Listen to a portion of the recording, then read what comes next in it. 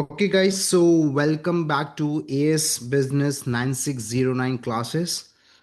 हमारे पास रेगुलर जो क्लास चल रही है उसके अंदर वी आर ऑन फाइनेंस. सही है. So in the last week हमारे पास सैटरडे को we start with the sources of finance, one of the chapter that is of unit 5.3. Sources of finance के अंदर हमारे पास भी डिस्कस कि they are two different methods. सबसे पहली चीज़ तो ये कि जब मैनेजमेंट को फाइनेंशियल नीड होगी और if there is any financial purpose, so the management is going to consider the sources of finance, and at that point there are two methods whether you can raise the finance internally or externally. So internal is within an organization and you will see the involvement of the internal stakeholder, but in external finance you will see the involvement of the external stakeholders such as bank, supplier, shareholders. Then we start with the internal sources. Retained profit हमारे पास एक concept था. We discussed the disposal of an unwanted asset. Then we discussed the reducing inventories, owners investment, improving working capital. सही है हमारे पास. So we are done with the four sources basically. Internal sources of finance की हमने four sources complete करनी है. अब यहाँ पे हमारे पास एक और इंटरनल सोर्स ऑफ फाइनेंस है. Then we are going to discuss the advantages and disadvantages of the internal sources of finance, और फिर हम एक्सटर्नल की तरफ आएंगे. एंड बाय टुमारो इंशाल्लाह ये जो चैप्टर है हमारे पास सोर्सेज ऑफ फाइनेंस का, ये कंप्लीट हो जाएगा हमारे पास. So let's start. अब हमारे पास यहाँ पे जो फिफ्थ सॉरी फोर्थ हो गई थी हमारी. सो द जो फिफ्थ हमारे पास इंटरनल सोर्स ऑफ फाइनेंस है, that is known as sale and lease back. Sale and lease back is known as the internal source of finance, the fifth internal source of finance. Now, what is the concept? तो सबसे पहली चीज तो ये है कि हम यहाँ पे डेवलप करते हैं पहले द सिचुएशन. ठीक है, कि what is the situation and in which particular situation sale and lease back should be considered by the business or by the individuals. तो हमारे पास सिचुएशन क्या है? Let's develop a situation. Situation ये है कि हमारे पास के फाइनेंशियल नीड है बिजनेस को और इंडिविजुअल को. बिजनेस के पास जितने भी नॉन करंट एसेट हैं वो सारे के सारे ऑपरेशनल हैं. याद है हमने एक पर्टिकुलर सोर्स ऑफ फाइनेंस पढ़ी, that was the disposal of an source of finance, unwanted non current asset. अब जो अनवांटेड नॉन करंट एसेट होता है वो तो एक्स्ट्रा है, एक्सेस है, नॉन ऑपरेशनल है, उसको हम डिस्पोज ऑफ करके फाइनेंस रेज करें, दैट्स अ डिफरेंट केस. लेकिन यहाँ पे जो हमारे पास नॉन करंट एसेट है वो ऑपरेशनल है, मतलब हम उसके यूज कर रहे हैं and it is helping the business in generating revenue and it is used by the business. Number three, हमारे पास कोई पर्टिकुलर सोर्स अवेलेबल नहीं है, मतलब to raise the finance we do not have any extra other source available. So in this situation हमारे पास होगा क्या? अब लेट्स कंसिडर एन एग्जाम्पल ना. हमारे पास सोनू मोनू हुआ करते थे, याद है? सोनू मोनू की वापसी एंट्री हो रही है हमारे पास. अब हमारे पास ये जो सोनू है basically, Sonu is an individual. This is a particular situation that I am developing. Okay, Sonu is an individual. Sonu basically drives a motor van और वो यहाँ पे प्रोवाइड करता है पिक एंड ड्रॉप सर्विस. और motor van is one of the non current asset that Sonu uses to generate the day to day living और earning. Okay, this is the situation. And अचानक से सोनू को नीड फॉर फाइनेंस है. अब because of this Sonu के पास कोई दूसरी sources available नहीं है. सो दिस इज द सिचुएशन. अब अगर सोनू यहाँ पे किसी सोर्स के लिए पास जाता है, बैंक लोन वगैरह, तो बैंक लोन रिजेक्ट हो जाता है और सिंपली द बैंक्स डिनाई और reject the request for the bank loan. तो ये सोर्सेज तो कोई अवेलेबल नहीं है. प्लस स्मॉल स्केल पे ऑपरेट कर रहा है, तो एज सच कोई इतना अमाउंट ऑफ रिटेन प्रॉफिट भी नहीं है इसके पास जिसको वो यूज़ करके अपनी फाइनेंशियल नीड को पूरा कर ले. और अगर फॉर एग्जाम्पल ये मोटर वैन को बेच देता है, so how is going to generate the revenue, how is going to earn? क्योंकि this motor van basically provides earning and it's a one of the source, it's only the source through which he earns. अब in this situation होगा क्या? अब इस situation के अंदर how sale and lease back is going to work. So first step के अंदर हमारे पास यहाँ पे number one, Sonu is going to sell out the motor van, वो अपनी मोटर वैन को बेच देगा। और जब वो उस मोटर वैन को बेच देगा तो this is how Sonu is going to raise the finance. तो यहाँ पे जो नीड फॉर फाइनेंस है वो मीट हो जाएगी। यहाँ पे जो नीड फॉर फाइनेंस है वो कंप्लीट हो जाएगी और इसके पास फाइनेंस आ जाएगा। So what ever the financial purpose is वो इसे मीट कर लेगा। सेकेंड स्टेप के अंदर यहाँ पे अब मोटर वैन तो जा चुकी है, फाइनेंस आ चुका है, लेकिन डे टू डे लिविंग भी तो कमानी है, अर्निंग भी है। तो सेकेंड स्टेप के अंदर he is going to lease back.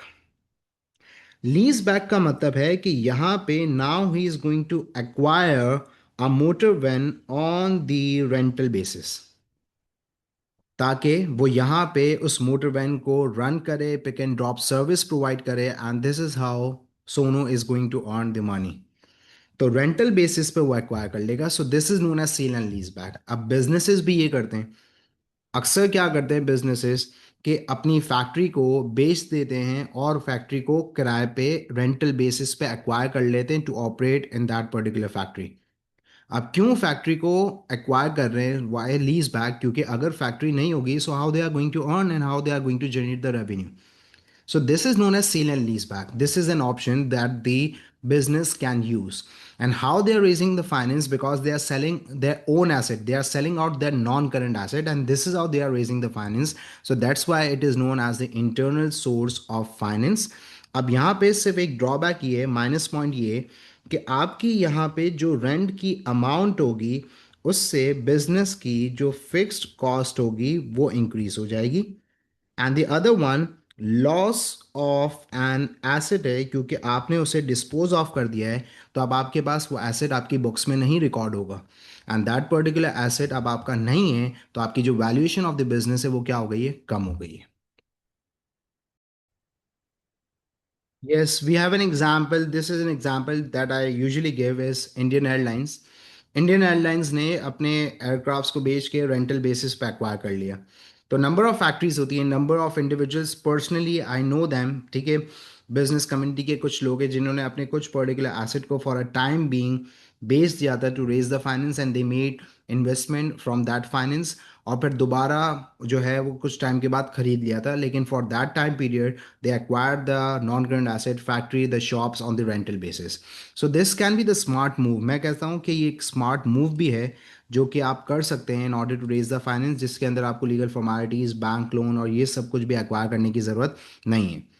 Okay guys, so these are the 5 sources that we are done with. Now we are heading towards the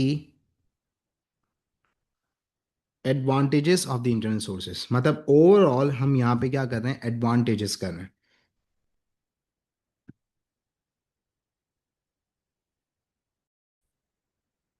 now what are the advantages? जल्दी जल्दी से हम advantages करते हैं। Number one, हमारे पास no repayment is required.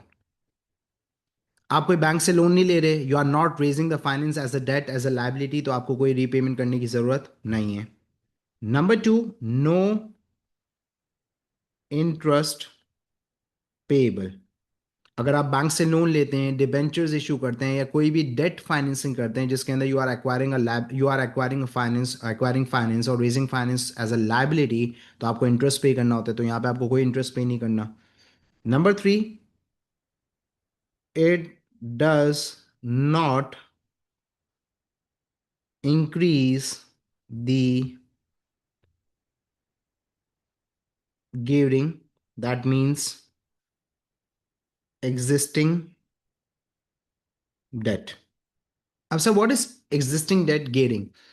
Gearing क्या होता है basically? Gearing is known as one of the ratio that the management and the businesses calculate, और businesses involved होते हैं ताकि उन्हें पता चल सके कि कितनी amount of long term liabilities business में है।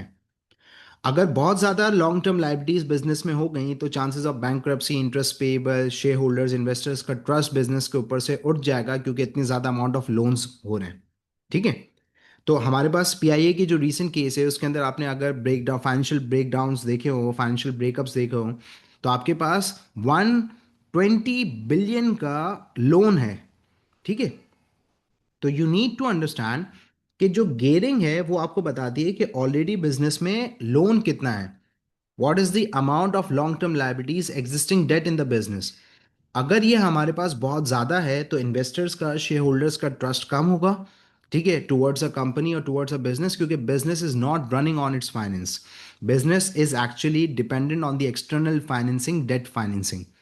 तो शेयर होल्डर्स की एग्जाम पॉइंट ऑफ व्यू से मैं बता रहा हूँ कि पीआईए के आप देखें, जो रीसेंट एक्विजिशन हुई है जिसके अंदर Arif Habib group has bought 75% of the equity of PIA. तो उसके अगर आप फाइनेंशियल ब्रेकडाउन्स को देखें और ब्रेकअप्स को देखें तो 120 बिलियन की तो सिर्फ लाइबिलिटीज़ हैं जो कि पे ऑफ करनी है, non current liabilities, existing debt है। तो अगर आप यहाँ पे इंटरनल सोर्सेज ऑफ फाइनेंस को यूज़ करते हैं हमारे पास, उस चीज़ को यहाँ पे समझना बहुत ज़रूरी है कि आप यहाँ पे एग्जिस्टिंग डेट को नहीं बढ़ा रहे, because you are using your own finance. आप अपने ही प्रॉफिट को यूज़ कर रहे हैं, अपने ही एसेट को बेच के फाइनेंस रेज कर रहे हैं, तो it's a benefit. Number four, it does not decrease the retain control. अगर आप फॉर एग्जाम्पल शेयर्स इशू करते हैं, you enter a new partner into a partnership business, let suppose दो पार्टनर्स है 50-50% के, and for the finance they enter a third partner. तो अब अगर थर्ड पार्टनर आएगा तो he is going to provide the finance and these two existing partners are going to dilute there ownership, dilution होगी। तो अब जाहिर सी बात है, थर्ड पार्टनर आएगा तो उसको भी जब हम ओनरशिप देंगे तो उसका भी कंट्रोल होगा, he may influence the decision, he can make the decisions, he can participate. तो हमारा जो कंट्रोल होगा वो कम होगा। इसी तरीके से when the company issues the share, तो कंपनी जब शेयर्स इशू करती है तो shares are known as the certificate of ownership. You are not just issuing the shares, you are not just giving out the ownership. आपका control भी कम हो रहा है, क्योंकि जितनी ओनरशिप जा रही है हमारे पास उतना कंट्रोल कम होगा। So it's a benefit over here when you are raising the finance internally, कि आप यहाँ पे अपने उस पर्टिकुलर रिटेन कंट्रोल को लूज नहीं कर रहे। You are not actually giving out the ownership, you are using your own assets and the sources to retain to raise the finance. तो आपके पास ये क्या हो गया, बेनिफिट हो गया। Number 5 is easily and quickly available. Acquiring a loan requires a particular formality process, issuing the shares whole process. लेकिन यहाँ पे ये जो फाइनेंस है वो easily and quickly available है, without any procedures, without any processes. तो again it's a benefit. No loss of secrecy such as business plan. आज हम इस चीज़ को समझते हैं। अगर मैं बैंक के पास जाता हूँ और कहता हूँ कि I am in need of loan, so bank is going to acquire, bank is going to visit, bank is going to look at the accounts, the bank is going to ask for the purpose, the bank is going to ask for the business plan as well. तो ये सारी चीज़ें bank पूछेगा। तो इसका मतलब क्या है कि now you have to show and you need to communicate the objective, the purpose, the business plan, your financial accounts and the statements. So it is known as the loss of secrecy. Overall secrecy lose हो रही है, financial secrecy भी loose हो रही है। तो again यहाँ पे आपको एक बेनिफिट है that there is no involvement of the bank investors. तो आपको अपने फाइनेंशियल सीक्रेट्स और अपनी जो पर्टिकुलर बिजनेस की सीक्रेसी और पर्पस है वो भी लूज नहीं करनी पड़ती। So these are the advantages of acquiring the finance or raising the finance. Let's look at the heading towards the disadvantages. Okay, what might be the possible disadvantages if you raise the finance internally? So let's look at the disadvantages. Number one, सबसे पहले हमारे पास number one is the amount may be insufficient for high cost capital expenditure. मतलब आप यहाँ पे अगर इस point को समझें तो आप कितना ही फाइनेंस रेस कर लेंगे from the profit, how much amount you are going to raise from disposal of an asset, एक लिमिटेड अमाउंट होगी ना। तो एक्सपेंशन के लिए बड़े बड़े जो खर्चे होते हैं उसके लिए तो फाइनेंस लिमिटेड होता है। तभी तो बड़ी बड़ी कंपनीज भी जाती हैं बैंक लोन के लिए। तभी तो बड़ी बड़ी companies acquire the loan and they issue the shares, क्योंकि हमारे पास जो इंटरनल सोर्सेज हैं प्रॉफिट वगैरह वो इतना सफिशिएंट नहीं है कि वो हाई कॉस्ट कैपिटल एक्सपेंडिचर को फाइनेंस कर सकें और फंड कर सकें। नंबर टू, हमारे पास the amount may be available for the short term purposes when the pay back is quick. Long term के लिए ये अमाउंट अवेलेबल नहीं हो सकती, नहीं हो सकती। क्यों? एग्जाम्पल लेते हैं। देखो, मैंने यहाँ पे प्रॉफिट को यूज किया ना, सही है। प्रॉफिट को मैंने यहाँ पे यूज किया है और एक पर्टिकुलर इन्वेस्टमेंट में लगा दिया। कोई इन्वेस्टमेंटल अपॉर्चुनिटी आई थी and I actually make that particular amount of profit invested in that particular opportunity. अब investment is long term, it's not short term. और वो इन्वेस्टमेंट के अंदर रिस्क भी इन्वॉल्व है, प्रॉफिट भी हो सकता है, लॉस भी हो सकता है। तो आप मुझे एक बात बताएं, अगर लॉस हो गया तो मेरा जो प्रॉफिट था वो वहाँ पे इन्वेस्ट हो गया है, और अगर मुझे वहाँ पे लॉस हो गया, so how I am going to fund the other areas. तो मेरी जो पूरी इंटरनल बजटिंग होगी वो भी अफेक्ट हो जाएगी, जो पेमेंट्स थी सब कुछ थी। तो अब होता क्या है हमारे पास, मार्केट का नॉर्म मैं बताता हूँ। When you get the credit, मतलब आपके पास फाइनेंस आ गया, आपके पास पैसे आ गए। अब आपको सप्लायर को पे ऑफ करना है आफ्टर 40 डेज, और आपके पास अभी 40 डेज का मार्जिन है। तो आपने उस पेमेंट को कहीं इन्वेस्ट कर दिया, और जब आपने उसको इन्वेस्ट कर दिया और इवेंचुअली वहां पे लॉस हो गया, तो now how you are going to pay to the supplier, how you are going to clear your debts. तो हमारे पास ये जो अमाउंट है वो शॉर्ट टर्म पर्पसेस के लिए, कि एक्सपेंसेस के लिए, सप्लायर्स को पे ऑफ करने के लिए, जैसे लॉन्ग टर्म इन्वेस्टमेंटल और इन सारी चीज़ों के लिए नहीं है। क्योंकि लॉन्ग टर्म इन्वेस्टमेंट वगैरह करते हैं तो उसके अंदर पे बैक टाइम लेता है। सो it is mention when the pay back is quick, so this amount of finance can be used. और इससे साथ ही कनेक्टिंग एक पॉइंट है हमारे पास कि it may affect the internal budgeting. कि आपकी जो बजटिंग होती है, जो अदर एरियाज पे आप स्पेंड करते हो, मार्केटिंग, प्रमोशन, सप्लायर्स की पेमेंट्स, उन सारी के सारे हमारे पास जो है वो अफेक्ट हो जाएगा। सही है। तो it is known as one of the thing जो कि कंसिडर करते हैं। And how it is link to the sale and leasing. अगर हमने एसेट को बेचा और इन्वेस्ट कर दिया, और वहाँ पे अगर लॉस हो गया, तो अब हमारे पास एसेट लूज हो चुका है, और हमारे अब रिटर्न नहीं मिलेगा, और अब हम सिर्फ रेंटल बेसिस पे ही एक्वायर करेंगे। ठीक है। तो ये जो इंटरनल बजटिंग है, वो बजटिंग का कॉन्सेप्ट हमारे पास ये है कि हम मार्केटिंग पे, प्रमोशन पे, डिफरेंट एरियाज पे स्पेंड करते हैं ना। तो how do we spend, we use the amount of profit ना, हम उसी को यूज़ कर रहे होते हैं। अब यहाँ पे हमारे पास जो फाइनेंस आ रहा है, उसको अगर हमने किसी इन्वेस्टमेंटल अपॉर्चुनिटी में इन्वेस्ट कर दिया, so that amount is actually gone, और हमें लॉस हो गया। तो अब हमारे पास कोई फाइनेंशियल सोर्सेज अवेलेबल नहीं है, and it is going to affect the whole budgeting, कि अब हम कैसे प्रमोशन करेंगे और इन्वेंट्रीज खरीदेंगे और एक्सपेंसेस को मीट करेंगे।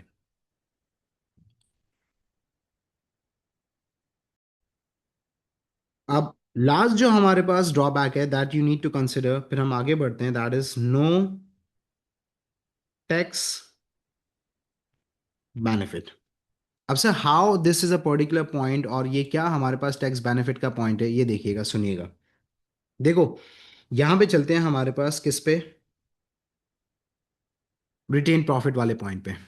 ठीक है। Going back to the retain profit वाले पॉइंट। अब देखो, रिटेन प्रॉफिट के अंदर हो क्या रहा है, आप ग्रॉस प्रॉफिट में से पे आउट कर रहे हो एक्सपेंसेस, और एक्सपेंसेस के बाद आपके पास आ रहा है नेट प्रॉफिट। इस नेट प्रॉफिट में से आप इंटरेस्ट पे करते हो। इंटरेस्ट पे करने के बाद जो अमाउंट होती है प्रॉफिट आफ्टर इंटरेस्ट, उसके ऊपर टैक्स चार्ज होता है। उसके ऊपर क्या चार्ज होता है? टैक्स। अब एक चीज मुझे बताओ कि फॉर एग्जाम्पल आपके पास कोई बैंक लोन आपने एक्वायर नहीं किया हुआ, या बैंक लोन के अंदर आपने बैंक लोन है लेकिन उसकी इतनी अमाउंट नहीं है, तो आपका जो इंटरेस्ट होगा वो नहीं होगा, या इंटरेस्ट कम होगा। तो प्रॉफिट आफ्टर इंटरेस्ट क्या होगा? ज़्यादा होगा। और जब प्रॉफिट आफ्टर इंटरेस्ट ज़्यादा होगा तो टैक्स अप्लाई होगा ज़्यादा। क्यों ज़्यादा होगा? क्योंकि लॉजिकली अमाउंट ज़्यादा है, तो उसके ऊपर टैक्स भी ज़्यादा ही बनेगा हमारे पास। या फिर इंटरेस्ट है ही नहीं, तो this tax will be applied directly on the net profit, because there is no amount of interest payable, so the tax will be applied on the net profit directly. तो आपको ज़्यादा टैक्स पे करना पड़ेगा। तो इसको compare किया जाता है कि जो बिजनेसेस बैंक लोन वगैरह लेते हैं, तो उनका इंटरेस्ट पेबल ज़्यादा होता है, तो उनकी जो प्रॉफिट आफ्टर इंटरेस्ट होता है वो कम होता है, तो टैक्स भी कम अप्लाई हो रहा होता है, क्योंकि अमाउंट कम है। तो ओवरऑल अमाउंट कम है तो टैक्स भी कम अप्लाई होगा। तो स्टूडेंट्स यूजुअली आर्ग्यू कि सर, टैक्स भी देना है, इंटरेस्ट भी देना है। बेटा इंटरेस्ट के अगेंस्ट आपको बेनिफिट ये मिल रहा है कि you are acquiring a loan, you are getting the finance and it is a finance cost, you are getting the benefit from the financial institution कि ये लो लोन और उसके अगेंस्ट इंटरेस्ट देना। टैक्स के अगेंस्ट क्या आपको बेनिफिट है? कोई भी बेनिफिट नहीं है। It's a charge on the profit ना। तो टैक्स के अगेंस्ट तो कोई बेनिफिट नहीं है। तो यह आर्ग्यूमेंट हमारे पास ब्रेक इस तरीके से कर सकते हैं। आप इस चीज़ को समझें कि टैक्स के अगेंस्ट कोई बेनिफिट नहीं है, लेकिन इंटरेस्ट के against bank is actually giving you the finance, bank is providing you a loan, उसके ऊपर वो इंटरेस्ट चार्ज कर रहा है। तो आप उस लोन को यूज़ करेंगे, रेवेन्यू जनरेट करेंगे, प्रॉफिट अर्न करेंगे और उसमें से आप इंटरेस्ट पे करेंगे। जो भी बिजनेस है वो भी एक्सपेंसेस पे करता है $10 million के।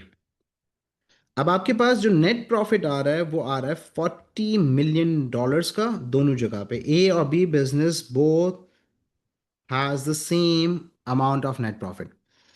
अब जो ए बिजनेस है उसके अंदर यहाँ पे हम जो अमाउंट ऑफ इंटरेस्ट पे करते हैं वो है हमारे पास $15 million, फॉर एग्जाम्पल, ठीक है। या फॉर एग्जाम्पल हम रखते हैं इसके पास जो अमाउंट ऑफ इंटरेस्ट है वो है $1 million, और उसके बाद इसका जो प्रॉफिट आफ्टर इंटरेस्ट आ रहा है वो आ रहा है $39 million। और बी जो बिजनेस है उसके पास कोई अमाउंट ऑफ लोन नहीं है, तो नो इंटरेस्ट। तो अगर देखा जाए तो इसका जो प्रॉफिट आफ्टर इंटरेस्ट है वो $40 million है। अब कॉर्पोरेट रेट है 10%, टैक्स है। तो इसका जो 10% है दैट इज $3.9 million, और इसका जो टैक्स है हमारे पास वो है $4 million। तो इसका मतलब क्या हुआ कि ए बिजनेस जो बैंक लोन ले रहा है और जिसकी इंटरेस्ट पेएबल है उसको कम टैक्स पे करना है, बी बिजनेस इंटरेस्ट को नहीं पे कर रहा तो उसको ज़्यादा टैक्स पे करना है। So that's why a business has the tax benefit, B business does not have the tax benefit. So now guys, we are heading towards the कौन sources? We are heading towards the external sources of finance.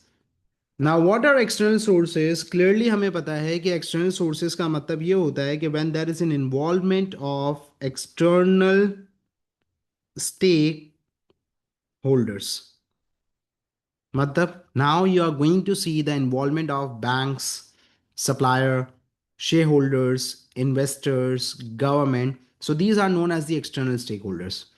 So now in the external sources, you are going to see the involvement of the external stakeholders, and plus the finance is raised from outside an organization.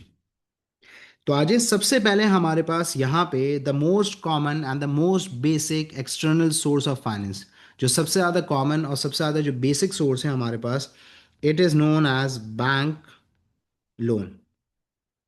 So let's break down कि sir bank loan हमारे पास है क्या। तो सबसे पहली चीज़ तो ये कि we need to understand the banks. Banks क्या है हमारे पास? The other name of the bank is the banks are known as the financial institutions of an economy. Banks loan भी प्रोवाइड करते हैं, बैंक्स फाइनेंशियल सर्विसेज भी provide करते हैं, बैंक अकाउंट सर्विस, लॉकर, ये सारी सर्विसेज। तो banks are known as the financial institutions. ये जो पर्टिकुलर लोन है हमारे पास, it is known as an amount that is provided by these financial institutions. और ये जो अमाउंट आपको प्रोवाइड करते हैं ये अमाउंट एज अ डेट होती है। एज अ डेट का मतलब क्या है कि this amount is known as a liability in the business. और जो लाइबिलिटी हमारे पास होती है उसके अंदर clearly after the agreed time period you have to repay the amount. 3 years, 5 years, 10 years के बाद आपको लोन क्या करना पड़ता है? Repay. But the question is कि sir why these banks are providing you the finance?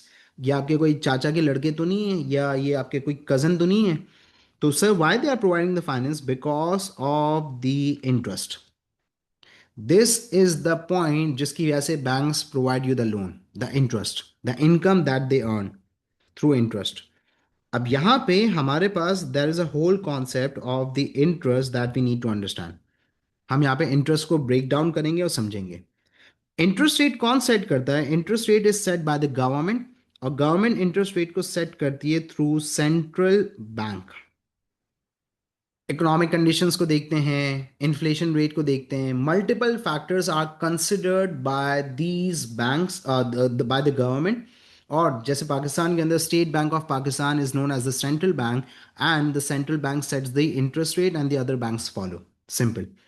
अब ये जो इंटरेस्ट है ना, हमारे पास वर्ड एक है लेकिन इसके दो पर्सपेक्टिव है, and for your kind information you need to understand कि इंटरेस्ट का जो वर्ड है वो आउटडेट हो चुका है। अब हमारे पास बिजनेस टर्मिनोलॉजीज के अंदर, अकाउंटिंग टर्म्स के अंदर, अब आपके पास वर्ड यूज होता है that is known as finance cost, and the other word is known as finance income. अब आज जरा कहानी सुनते हैं।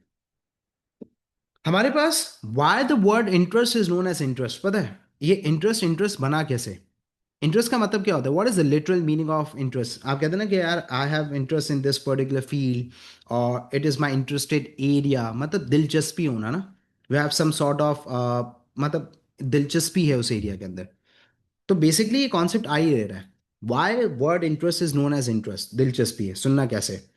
Let's take an example of two friends, एक है सोनू एक है Monu. These are the two, these individuals are the friends. Sonu चाहता है मोनू के पास, तो सोनू कहता है मोनू को कि I need 10 lakh rupees. Sonu Monu से कहता है, मोनू कहता है ठीक है मैं दे देता हूं, लेकिन मेरा क्या, वॉट इज माई बेनिफिट? तो सोनू कहता है कि I am taking this amount as a loan, after the agreed time period I am going to repay. बोला ठीक है। बोला इसमें भी क्या फायदा है? बोला I am going to repay you 11 lakh rupees. After year मैं आपको 10 लाख रुपए नहीं 11 लाख रुपए दूंगा। So 1 lakh rupees will be considered as an interest, the markup amount on the loan acquired. Amount कितनी रीपेएबल थी? 10 लैक्स, लेकिन additional 1 lakh rupees will be paid as an interest. अब यहां पे दोनों पार्टीज हैं, Sonu is borrowing the amount, Monu is lending the amount. How the word interest is connected?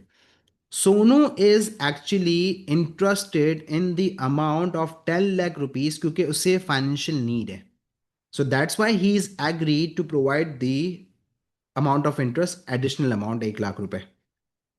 And why Monu is lending the money? Because Monu is interested in the markup amount of 1 lakh rupees as a income. तो जो दोनों parties हैं, borrowers और landers, दोनों का अपना अपना interest है। बोरोवर का इंटरेस्ट लोन की अमाउंट के अंदर है, तभी वो यहाँ पे interest additional amount as a finance cost pay करने के लिए रेडी है। एंड लेंडर का इंटरेस्ट उस additional markup amount of the interest के अंदर, तभी वो यहाँ पे अमाउंट ऑफ फाइनेंस प्रोवाइड कर रहा है। अब आगे हमारे पास फर्दर ब्रेक डाउन करते हैं। What is finance cost? Finance cost is known as cost of borrowing. Cost of borrowing का मतलब क्या है कि when you are raising the finance और you are acquiring a loan, तो आप ये यहाँ पे इंटरेस्ट के अमाउंट पे करोगे। सो बीइंग एन इंडिविजुअल और business, it is going to be a cost. And who is going to face the cost of borrowing? Obviously the borrower who is getting the finance from the institution and the banks. And who are the borrowers? Borrowers are of two types. One are known as the individuals, and they have the private purpose to acquire loan. घर खरीदना है, गाड़ी खरीदनी है, उसके लिए. And the second group of borrower is known as the group of businesses. They acquire the loan for the investmental purposes or whenever the business needs finance. So that's why they acquire the loan. On the other hand, this amount of interest will be considered as an income of the lender. So finance income is known as income on lending. And who is going to enjoy this amount? The lender. And who are known as the lender? Lenders are known as the financial institutions, or you can say simply the banks. तो ये हमारे पास यहाँ पे concept of complete होता है of the interest. Now how many types of loan are there? हमारे पास जो टाइप्स ऑफ लोन है वो डिपेंड करते हैं on the time period.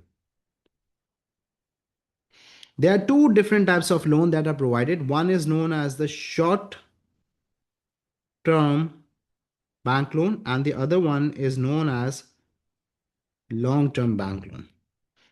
Can any one of you tell me that what is the time period of the short term and the long term bank loan?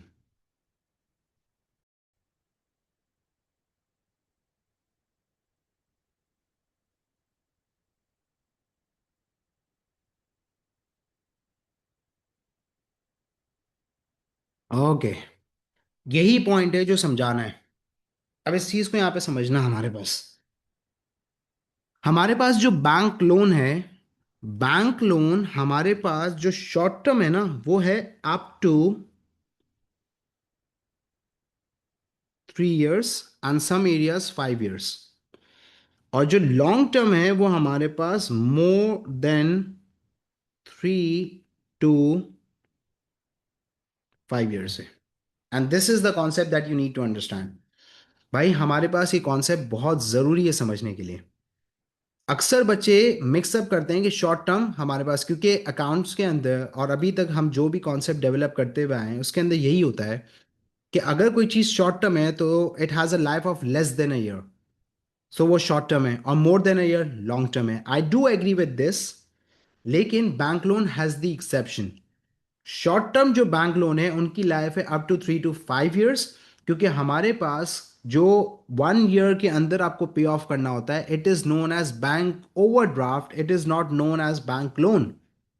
तो short term bank loan is entirely different from the bank overdraft. Bank overdraft is known as a short term current liability, it is treated as a current liability in the accounts. तो वो आप current liabilities के under लिखते हो।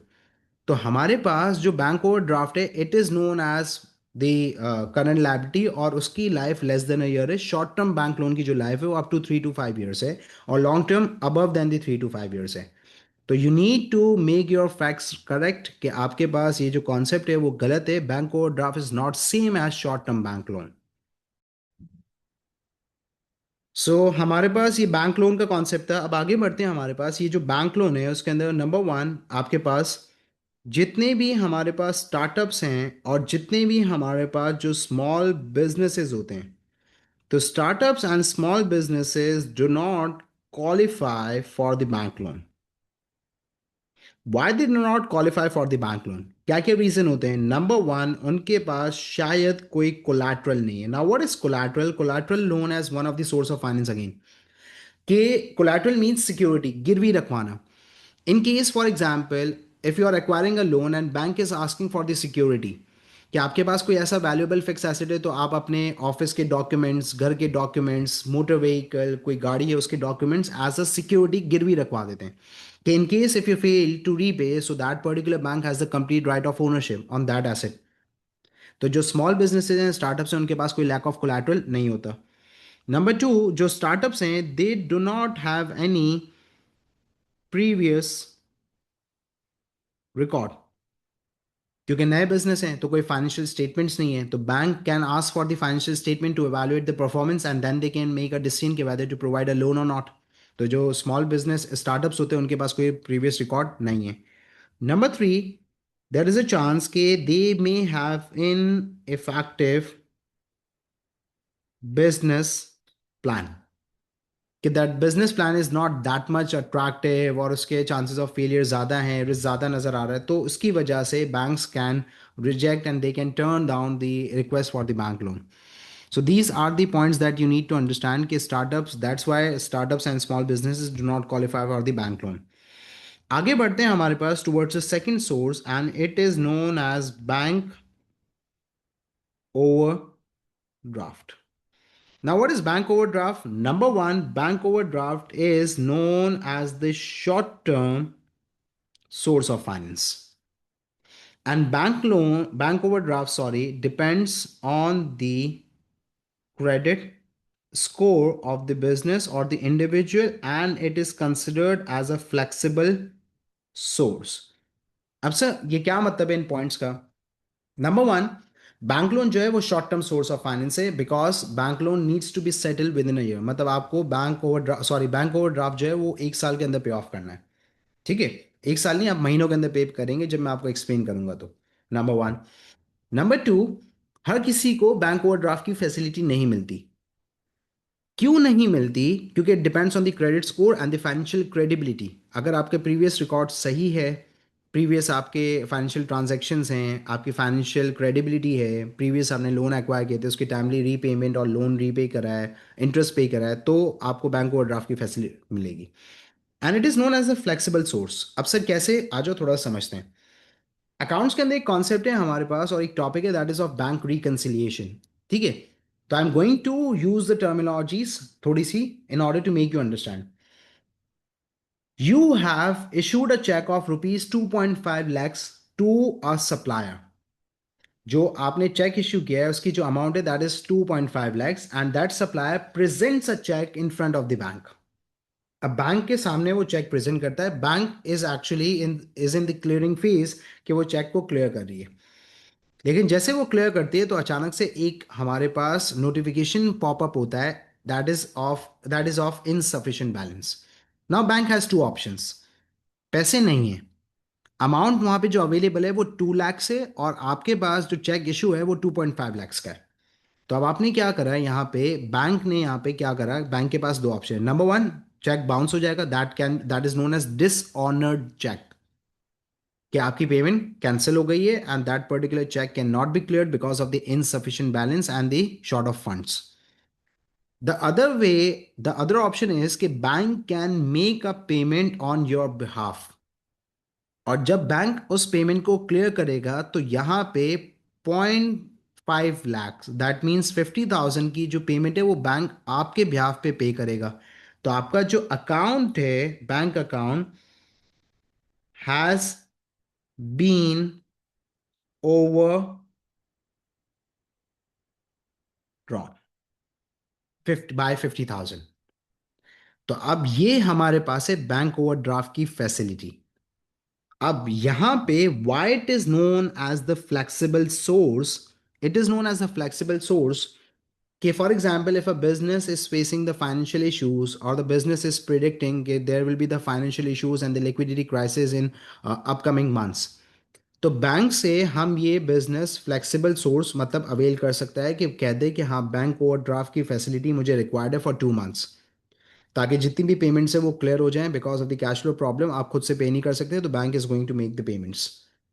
और जब आपके पास कैश है and you have the sufficient amount of cash available, तो आप यहाँ पे बैंक ओवरड्राफ्ट की फैसिलिटी को बंद करवा दें, कि यार मुझे नहीं चाहिए बैंक ओवरड्राफ्ट की facility, because I have the sufficient amount available and I can make the payment on my behalf और थ्रू माई कैश और थ्रू माई बैंक्स। तो that's why it is known as a flexible, it allows you कि आप इसे use करें ना करें, खुलवा दें बंद करवा दें। And it is considered as one of the most expensive short term source, because daily interest is charged on the overdrawn amount, that means कि जो 50,000 की अमाउंट है उस पर डेली इंटरेस्ट चार्ज होगा। तो ये जो 50,000 की अमाउंट है वो कुछ ही दिनों के अंदर 1 लाख की हो जाएगी if a business is not going to settle it. So that's why it is considered as one of the most expensive and the flexible short term source of finance. This is known as bank overdraft. तो guys we are done with 2 external sources. So कल की class के अंदर हम मजीद external sources को complete करेंगे। I think I need to keep an extra class on Sunday to cover this topic. तो संडे को भी हमारी क्लास हो सकती है, क्योंकि कल मैं सोर्सेज को डिस्कस करूंगा। All together we have 12 to 13 external sources ना, तो अभी तो सिर्फ दो भी हैं। तो कल की क्लास के अंदर कुछ और होंगी, क्योंकि कुछ और डिस्कस करने वाली है। जैसे बैंक लोन को हमने एक डिस्कस किया, बैंक ओवरड्राफ्ट को एक डिटेल डिस्कशन था हमारे पास। तो सिमिलरली कुछ सोर्सेज और हैं जिनको हमें डिस्कस करना होगा। So will be having a class on Sunday as well I think.